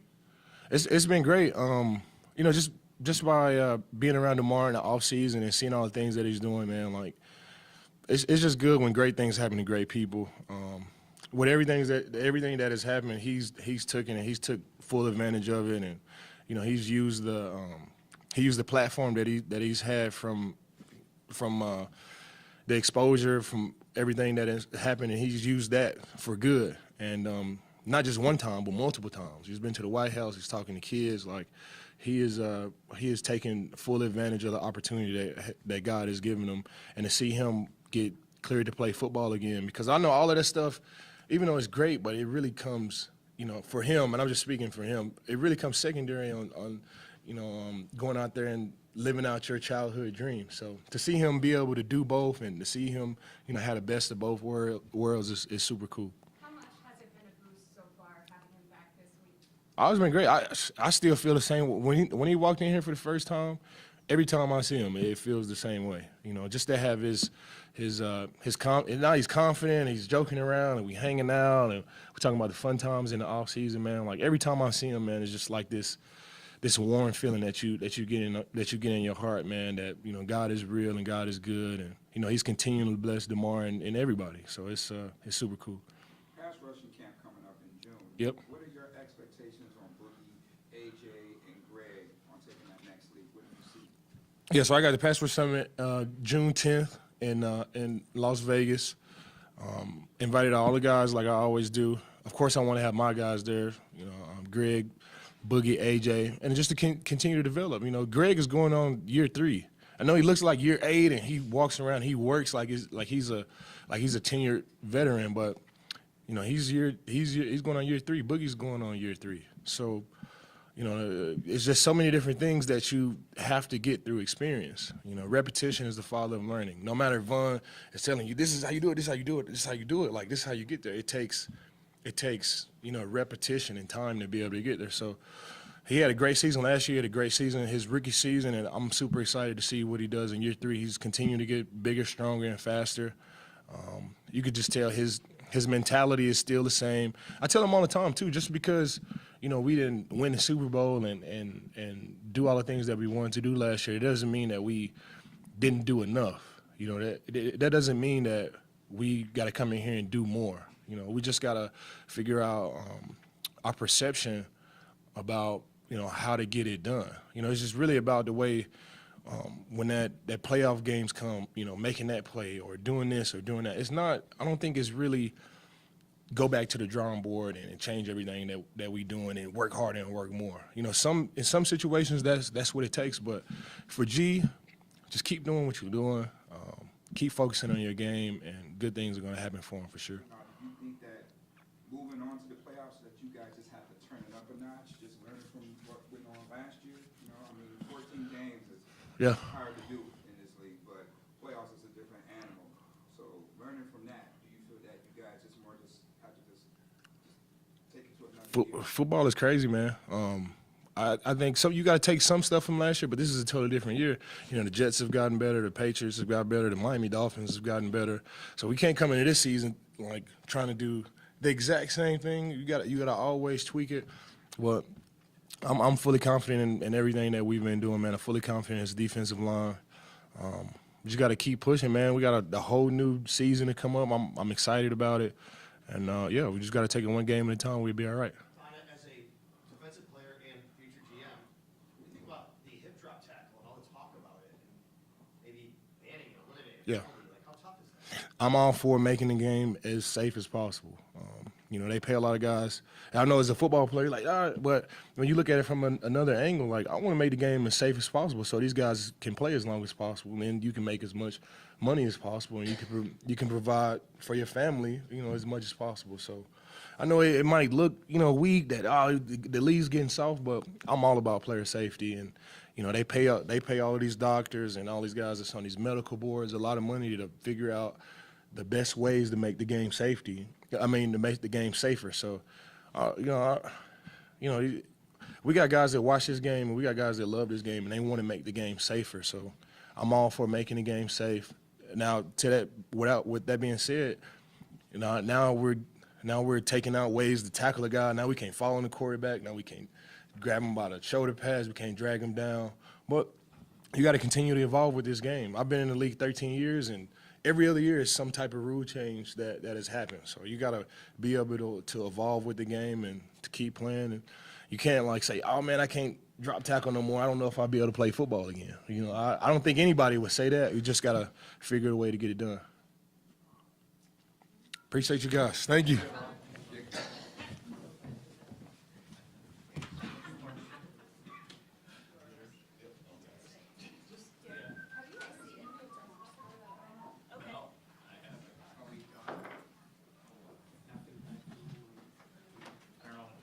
I'll jump in on Vaughn. In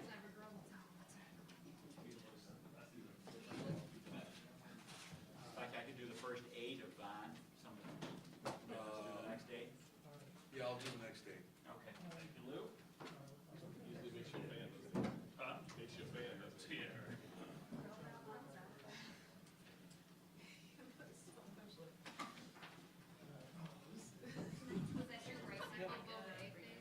That's the photo.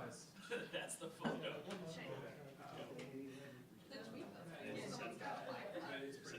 He has it in Kevin has it. That's the same. They didn't say that was it. He doesn't know.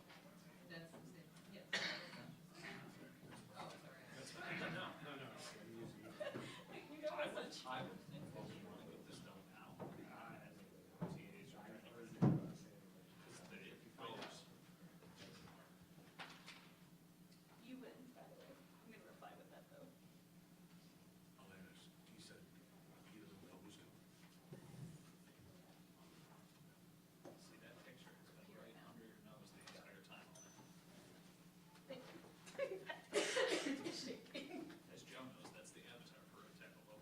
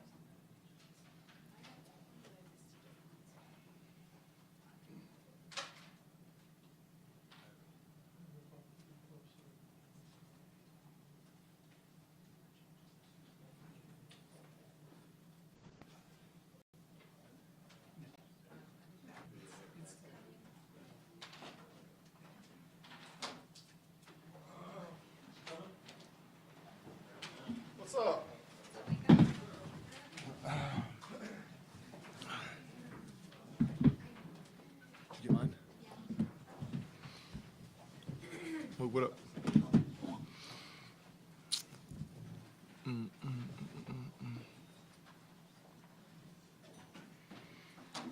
was your biggest takeaway from being on the set of Good Morning Football? Biggest takeaway? Yeah. When I was getting there, I was a little nervous. But then once you started talking ball, it was pretty easy. You didn't seem like you were convinced that Jordan Poyer was coming back. Yeah, I had no idea. You know what? The way this business works, I was just assuming. I'm kind of the person that just like assume the worst, and if something better happens, it happens, and something great happens. So I'm extremely happy about that. He said you were one of his first calls at least. What Yeah. take us into that? I just think that I wasn't being too pushy. Obviously, everybody wanted Poe back, but I wasn't being too pushy just because I understand the business side and him, his agent, negotiating all that stuff. So I was kind of sitting on the sideline, and then when I got the phone call saying he's like, you know what, I'm just going to do it, and I'm like, hell yeah, let's do it. Let's run it back. 7th year in the system together. That's crazy. I told you guys years back, it felt like we were redshirt seniors together, but I don't know what a 7 years together being in college is. I don't know. Maybe COVID year. I feel like they're all getting 7 years now. So, yep. Speaking of which, the big news today is DeMar is cleared to work out. He's cleared to come back and play. What do you make of the journey that he's been on, and what's it like to have him, back together and moving forward? Yeah, well, D-Ham is a special person. I said this. Like I said this a year ago, I said this months ago. He's a special person, fun to be around, beautiful soul. He's a younger guy, younger than me, but I look up to him, especially how he has bounced back and faced adversity throughout the last couple months. So it's just special to have him in the building. Anytime I see him, I'm excited just because of what transpired, what went down a few months ago, and it was scary. And to see him well and in the building and moving around a little bit, just gives you a little energy. How are you feeling? I feel great. I feel amazing. I was in my backyard getting tackled by my son, preparing for a little season coming up. But I'm truly excited. I've been working out for the longest time, so I'm itching to get back out there.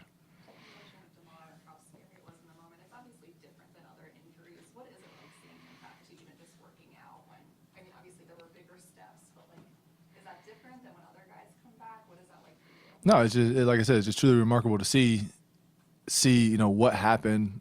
All the uncertainty that was out there. Days following the incident, and I think everybody that was a part of it. Obviously everybody in here was a part of it too. Just being a part of that game and all that. But being a player and one of your brothers, one of your teammates going down like that, we all got some kind of little form of like trauma from it, just because it was so crazy. Never would have thought that in my NFL career, playing football my entire life, that something like that would happen. So to see him, bounce back from that, and just having conversations throughout the last couple of months with him, and seeing how positive he's being, and even to see him back here and working out, like it's a miracle. During this time, he's been everywhere. Mm-hmm. Did you guys talk about that at all? Like, he's at the White House, he's at games. Yeah. We made a joke yesterday about him meeting the president and seeing if he could hook us up with a few things. But we'll see if he has that connection. We'll see if he's going to use that connection. But no, it's just been all fun and games. He's made his rounds. He's been all over the place, and he deserves it. From, like I said, from the adversity that he's he's faced and coming through that, he definitely deserves all of it. After having so much consistency in the safety room for so many years, last year it didn't go that way. Yeah. You were out, and then happened with DeMar. Jordan was a little bit banged up. Now you look at your group again, all you guys. Yeah. Being back, and you added Taylor Rapp. Yeah. What does the safety room look like now? How much can you guys build on? Well, I think that since we got together in 2017, we have some ups and downs, but I think that we've always established a standard around here, just for our not only our defense, but I just think internally into our safety room, we've always kind of had that chip on our shoulder. Guys is trying to prove themselves, so we feel like it's on us to set the standard. And throughout the years, we've, continued to try to build off that. Last year just wasn't our standard.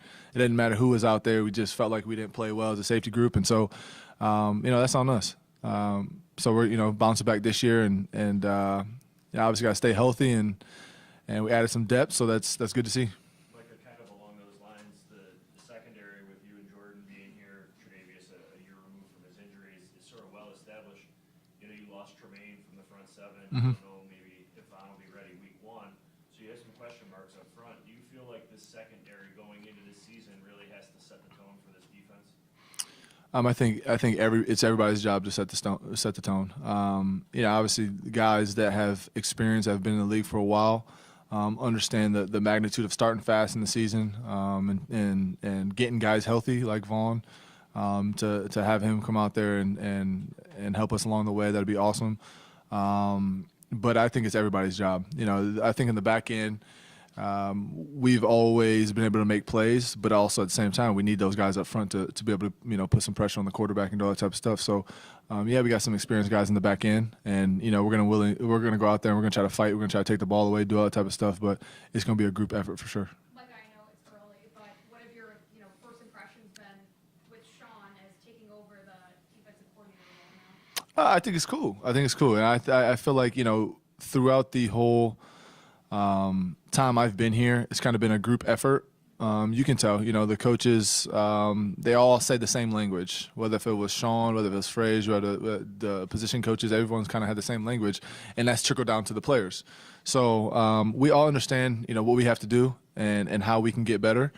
And it doesn't matter really who's calling the plays and doing all that type of stuff. We're going to go out there, we're going to, play fast and try to be aggressive and take the ball away, put our offense in good field position. So, but I think it's not going without saying, just somebody like Frage not being in the building is Frage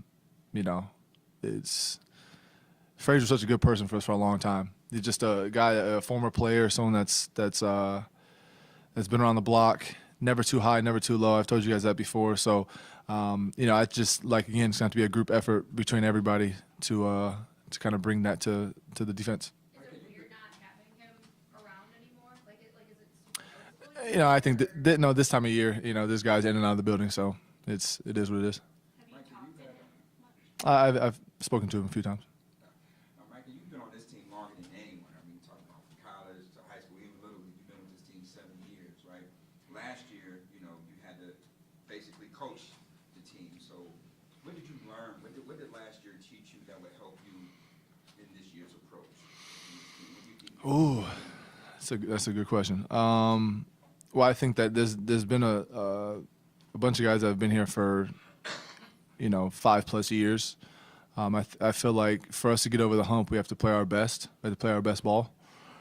Me personally, what I learned last year, just being grateful for the opportunity of being in the league. I don't think I was, and I think I've mentioned this to you guys before, I wasn't complacent or anything. I just felt like last year kind of taking a step back and realizing how this league works, and life goes on. Whether if you're hurt or not, the guys are going to continue to go out there and play, and they're going to plug in bodies to try to go out there and win. So I'm just grateful for the opportunity to be back out here, and just kids are getting older, so I want them to see me, play and remember. So it's just a hell of an opportunity for me, for myself, and for my family. I know you said you're feeling good and you were medically cleared for if you guys continued anyway, but is there anything you're doing differently this offseason of, now that you've just been in the year longer and coming off that injury? Do you approach this offseason any differently, or how do you? No, not at all. Kind of doing the same things I've done in the past. Getting back to it, working out hard. I got my routine that I kind of established pretty much once I got to Buffalo. Out in San Diego, I got guys I work with, so sticking that routine and staying in shape, never getting out of shape, and it's kind of my mindset. I know you love to travel. If I'm not mistaken, I don't think you've ever played international. Never. This will be your first year, right? Yes. Yeah, I am.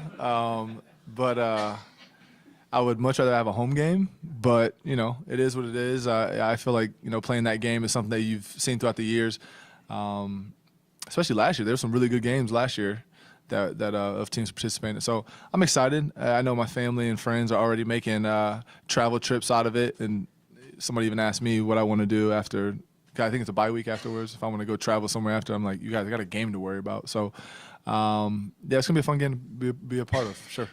Josh was in here talking about feeling, you know, he's gonna get a little older, being a little more careful. Josh is getting a little older. How old is Josh? 26? 27. Oh my God. And maybe changing the way he plays a little bit. Uh-huh. Do you think he can do that? Josh is a competitor. I'm gonna say that. He's gonna do whatever it takes to help this team win. But at the same time, I feel like as long as he's trusting his teammates and we're trusting him to be able to take care of himself, I think we'll all be better off. I'll just say that. On the H note, did you hear that Sean said that you and Jordan are as old as he is? Sean said that? Sean came in to, you know what, I'm not even going to, he came in the weight room earlier and I was like, yo, you kind of look like a player, trying to, you know, boost his ego a little bit. He said, yeah, of course. Like, I look just like you guys. And I'm like, yeah, all right. But no, we're definitely not the same age. I did hear something about me, Poe and I are the top 5 oldest on the team, which is crazy to me. Came out yesterday, started working out, and I looked around and I'm like, wow. This is what the old head said. What happened? It's really happening right in front of my eyes. But, you know, they keep me young, and that's why we run every day and run sprints and conditioning stuff. I'm trying to beat them every day because I got something to prove. So how you know, Jordan Poyer mentioned when he was back, when he, you know, made it official that he's going to win the home run derby this year. Yeah. So, you know, how you going to make that work? Well, that's up to him and Josh. That's up to him and Josh. They gotta duke it out here in a few weeks. Hopefully, get some nice weather. But I hear tickets are sold out, which is gonna be amazing. So everybody come out to the softball game, and it's gonna be a good time. Appreciate it.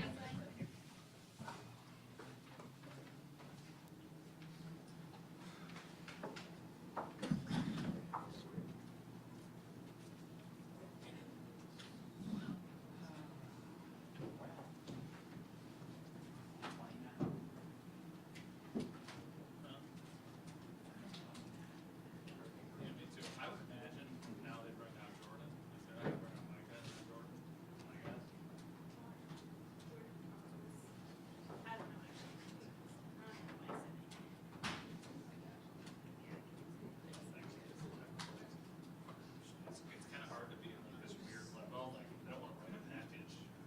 There's a bunch of stuff from Damar Hamlin. Got that video of, and then all of a sudden Damar Hamlin talks, and then I don't care about what anybody else said. But I don't want to, like,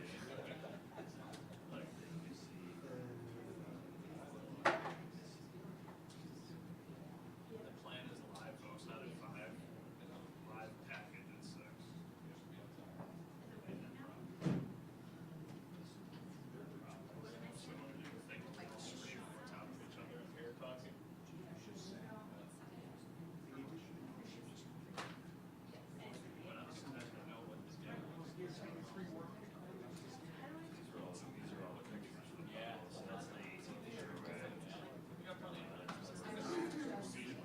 So where did he tee off on 18? You just played the Red Season. So we done it. Oh, yeah. Yeah, we just played the Reds. What did you do on 18? Just give it a pass. Right? Yeah. So on your second shot, I hit him way right. Okay. So is the tree in your way? Except for right now. Like we're in the one. Oh, so I'm in the fairway bunker on the right and went up to the right of the tree. Oh, so you went right of the tree. So you didn't have to worry about the water. You just have water. Right. So intimidating. So then were you on 3 or you were on 4? I was, I don't know, back and left a little, not really left, and then, no, excuse me, yeah, it was just short left. Short left and then jumped on. Missed like a 6 yards apart. It was like, but I had a really good look at it. But I was just so excited that he made it. It's like, what about, what about 9? Like, 9, I hit a great hybrid, and I got into the fairway bunker, hoping you could get it up and down, or the green side bunker, and I hit a hybrid. Is that hybrid? You got to do some over. And I went, that's 8. Yeah, that's 8. That's 8. Yeah.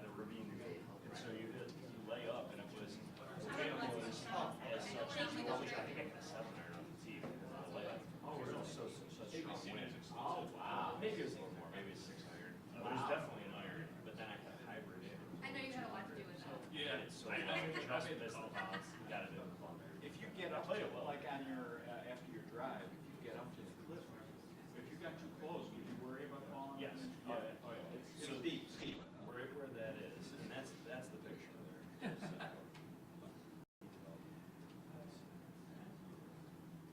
This is, no, this is walking up, I think this is the 9th fairway. Yeah, actually. 9th is beautiful. Yeah, so we're walking up the fairway, but yeah, where 8 is, there's a little cove. It's hilarious, and it's off to the right. It's while you're waiting for the green to clear. So we had Caddy, the guy was telling us that the way that the tides work, all of the golf balls wash up right there. They had to be 2,000 golf balls down there. It's so hilarious. Yeah, all of them from 7, from 8, that miss the green, or that miss clear, they all end up in this little cove. So there's like sea lions down there and about 2,000 golf balls. And then there's a La Jolla, like marine conservation, something or other that goes down periodically and gets them because they're worried about like animal eating them. It's so funny. What about 17, the par 3, the long, the Nicklaus 1 iron 17? Best shot of the day. Oh. Missed birdie by that much. What was you using so far? That was Like 198? Because the pros plays like 220. yes, no, it wasn't playing that long. That was a 600 off the tee. Hit it great. It was its best swing of the day was that one. That's the time I last and chip in.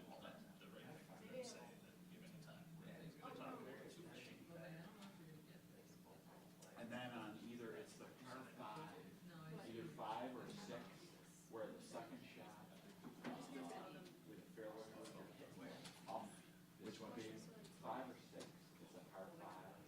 Might be right before the 37, and you're hitting off the second shot. Gotta go up this big hill. Totally won. Yeah, that's six. Totally It's hard. Yeah, yeah. Tee shot. It's not that hard if you hit 2 good shots. No, tee shot isn't that intimidating. It's all about the second shot, knowing because there's bunkers up. Once you get up the hill, there's bunkers along the left, and so if you're too far left, you're in those bunkers, but you can't be too far right either. Because No. yeah, Yeah. yeah. All right. All right, I'll find it. Just give me a second. I have a playlist of songs like that, just like.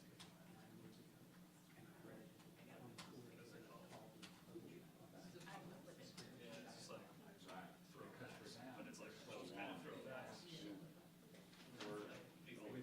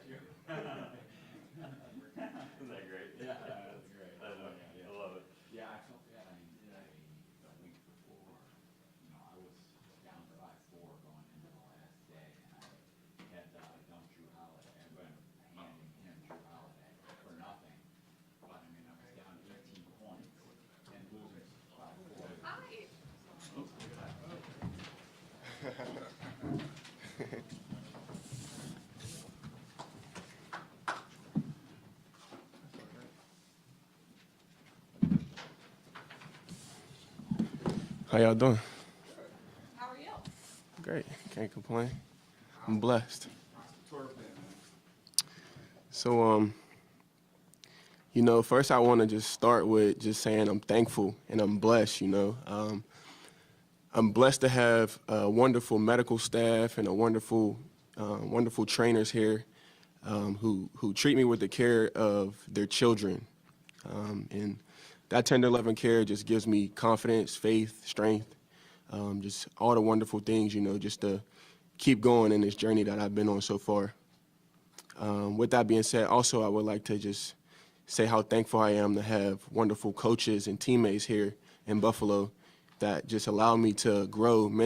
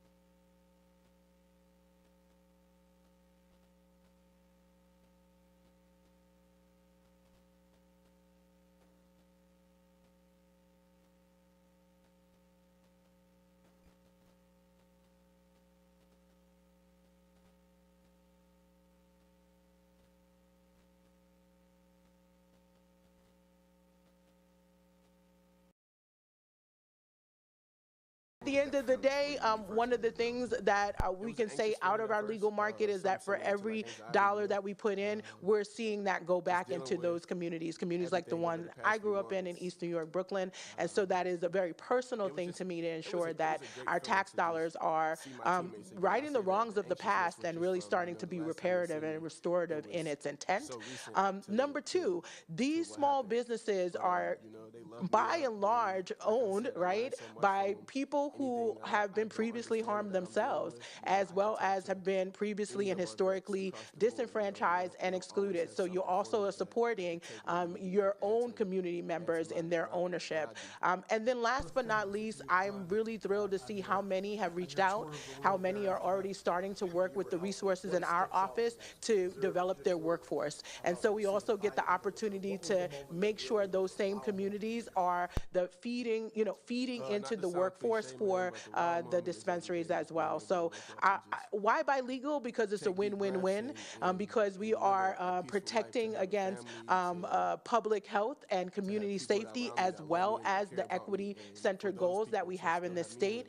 Why buy legal is because when we stood to hold the line in New York, the dispensaries, or rather, I wouldn't even call them dispensaries, the illegal stores that we see popping up, that was not what we stood to hold the line for.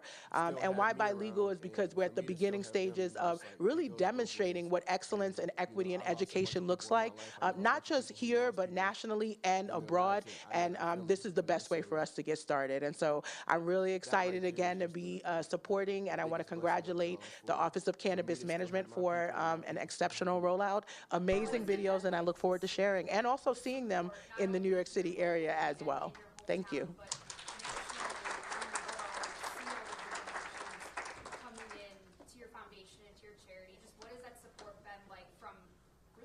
Well, thank you, everyone. That concludes this Why Buy Legal launch event, and I wanted to say thank you and for the press for questions and the gaggle. We are so grateful to have a lot of our licensees who have made the trek, and they're offering their time and availability. So if you'd like to speak to the faces of Why Buy Legal and our public health campaign, please get in contact with me and the licensees available. But for everybody else, just want to thank you for your time. So everyone gets a round of applause. So.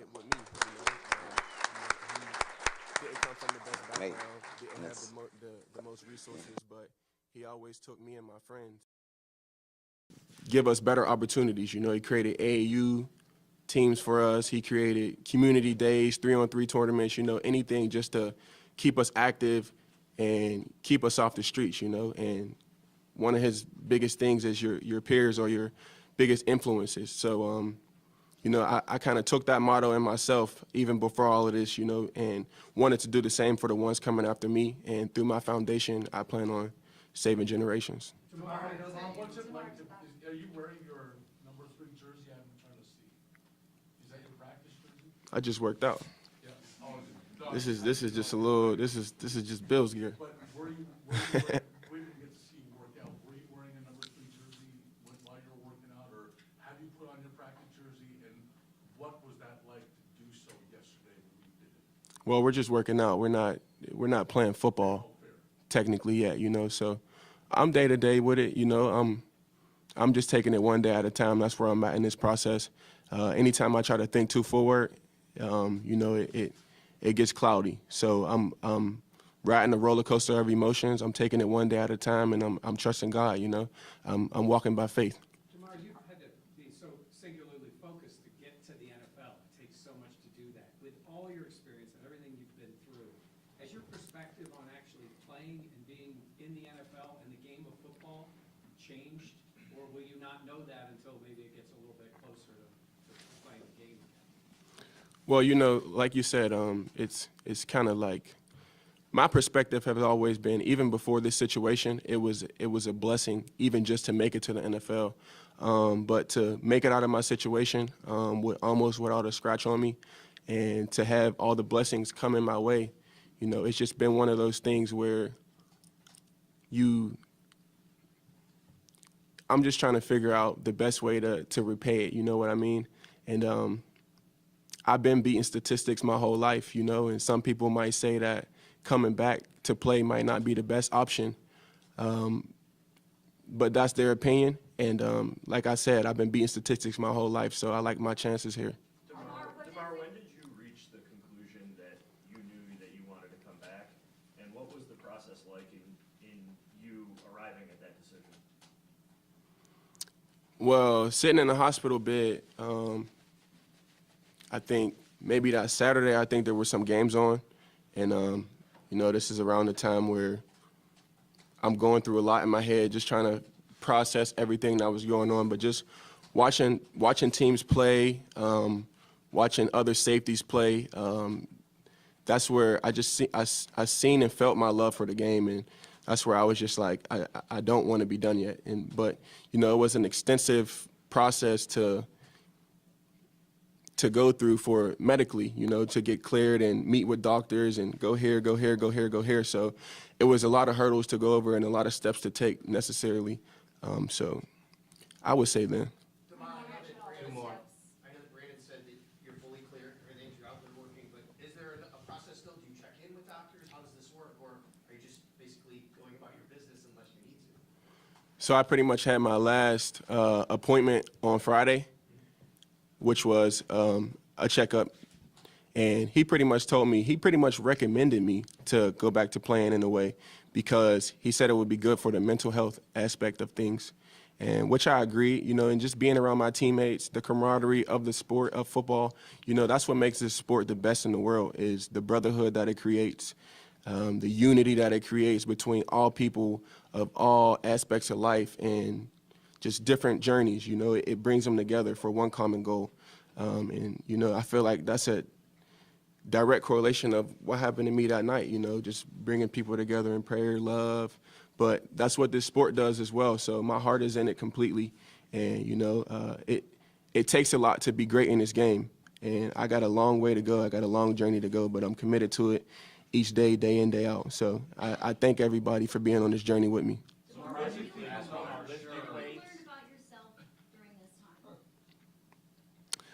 I learned that I was always, I won't say always, but I learned that, you know, I was doing the right things and living for the right things, and the morals that I stood on in my life, my entire life, were guided in the right direction. So, you know, that's a testament to the people who raised me, my mom and my dad. And, you know, it just gives me confidence, you know, just seeing the reaction of once people learned who I was, and, you know, they actually got to know me and know who I was. And it was just nothing but love in return for me, because that's all I wanted to put out into the world. So it's just a testament to who raised me. So, you know, moving forward, I've done nothing but just trust my gut. I follow my heart. I let my heart walk in the room before me, and I just lead with love any chance that I can. Physically, from a lifting weights, running, working out standpoint right now, I mean, are you pretty much, do you have any limitations, or are you on a very similar program to any other defensive safety? Physically, you know, I'm pretty much building this thing up from 0 to 100, you know, but that's the favorite part about the game. I love the process. I love starting from nothing and building it up to something. You know, in anything that you do, you have to love the process most. So I'm excited about it. I'm excited about it physically, but the hardest hurdle is mentally. You know, it's a, like I said before, it's a roller coaster of emotions. And I have the right people in my corner to talk to and support me mentally. So I trust them, and I trust the people here. I trust my medical team, and I know that I'm in good hands. Thank you, guys. Thank y'all. Held a pit.